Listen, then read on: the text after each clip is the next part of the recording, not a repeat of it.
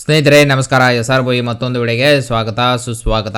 ಸ್ನೇಹಿತರೆ, ಇವತ್ತಿನ ವಿಡಿಯೋದಲ್ಲಿ ಮುಖ್ಯಮಂತ್ರಿ ಸಿದ್ದರಾಮಯ್ಯ ನೇತೃತ್ವದಲ್ಲಿ ಶುಕ್ರವಾರ ನಡೆದ ಸಚಿವ ಸಂಪುಟದ ಸಭೆಯಲ್ಲಿ ನಡೆದಂಥ ಕೈದಿಗಳ ಸನ್ನಡೆಯ ಆಧಾರದ ಮೇಲೆ ಬಿಡುಗಡೆ, ಆಶಾ ಕಾರ್ಯಕರ್ತೆಯರಿಗೆ ಹೆಚ್ಚುವರಿಯಾಗಿ 1,000 ರೂಪಾಯಿ ಪ್ರೋತ್ಸಾಹಧನ ವಿತರಣೆ ಸೇರಿದಂತೆ ಹಲವು ಮಹತ್ವದ ನಿರ್ಧಾರ ಕೈಗೊಳ್ಳಲಾಗಿದೆ. ಹಾಗಿದ್ರೆ ಆ ನಿರ್ಧಾರಗಳನ್ನ ಒಂದೊಂದಾಗಿ ತಿಳಿಸ್ಕೊಡ್ತೀನಿ.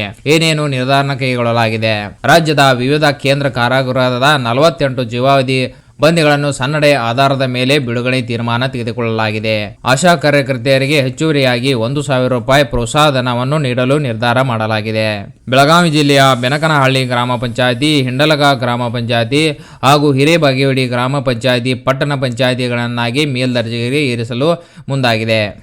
ಕೇಂದ್ರದ 15ನೇ ಹಣಕಾಸು ಆಯೋಗದಡಿ ರಾಜ್ಯದ ಅಗ್ನಿಶಾಮಕ ಮತ್ತು ತುರ್ತು ಸೇವಾ ಇಲಾಖೆಯ ಆಧುನೀಕರಣಕ್ಕೆ 329 ಕೋಟಿ ರೂಪಾಯಿ, ಕೇಂದ್ರದಿಂದ 247.42 ಕೋಟಿ, ರಾಜ್ಯದಿಂದ 82.47 ಕೋಟಿ ರೂಪಾಯಿ ನೀಡಲು ಒಪ್ಪಿಗೆ ನೀಡಲಾಗಿದೆ.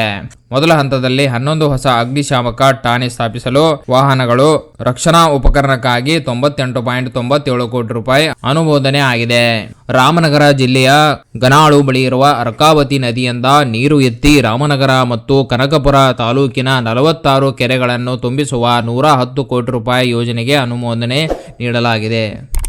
ಚನ್ನಪಟ್ಟಣ ತಾಲೂಕಿನಲ್ಲಿರುವ ಸರಗೂರಿನಿಂದ ಹೊಸಪುರಕ್ಕೆ ಸೇತುವೆ ನಿರ್ಮಾಣ ಕಾಮಗಾರಿಗೆ 15 ಕೋಟಿ ರೂಪಾಯಿ ಅಂದಾಜು ಮೊತ್ತದಲ್ಲಿ ಕೈಗೊಳ್ಳಲು ಒಪ್ಪಿಗೆ ನೀಡಲಾಗಿದೆ. ಮಾಗಡಿ, ರಾಮನಗರ, ಕುಣಿಗಲ್ ತಾಲೂಕುಗಳಿಗೆ ನೀರು ಪೂರೈಸಲು 90 ಕೋಟಿ ರೂಪಾಯಿ ಮೊತ್ತದ ಸತ್ತೇಗಾಲ್ ಕುಡಿಯುವ ನೀರು ಯೋಜನೆಗೆ ಅನುಮೋದನೆ ನೀಡಲಾಗಿದೆ.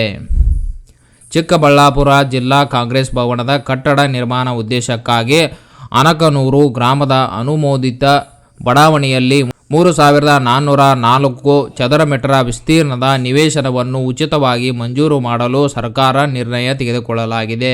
ಸ್ನೇಹಿತರೆ, ಇವತ್ತಿನ ವಿಡಿಯೋದಲ್ಲಿ ಹಲವು ಮಹತ್ವದ ನಿರ್ಧಾರಗಳನ್ನು ಸರ್ಕಾರ ತೆಗೆದುಕೊಳ್ಳಲಾಗಿದೆ ಅಂತ ಹೇಳ್ಬೋದು. ಈ ಒಂದು ಮಾಹಿತಿ ನಿಮಗೆ ಇಷ್ಟವಾಗಿದ್ದರೆ ಲೈಕ್ ಮಾಡಿ, ಸಬ್ಸ್ಕ್ರೈಬ್ ಮಾಡಿ, ತಪ್ಪದೇ ತಮ್ಮ ಬಂಧು ಮಿತ್ರರಿಗೆ ಕೂಡ ಶೇರ್ ಮಾಡಿ ಅಂತ ಹೇಳ್ತಾ ಅಲ್ಲಿವರೆಗೆ ಮತ್ತೊಂದು ವಿಡಿಯೋ ಜೊತೆ ಬರ್ತೀನಿ. ಜೈ ಹಿಂದ್, ಜೈ ಕರ್ನಾಟಕ.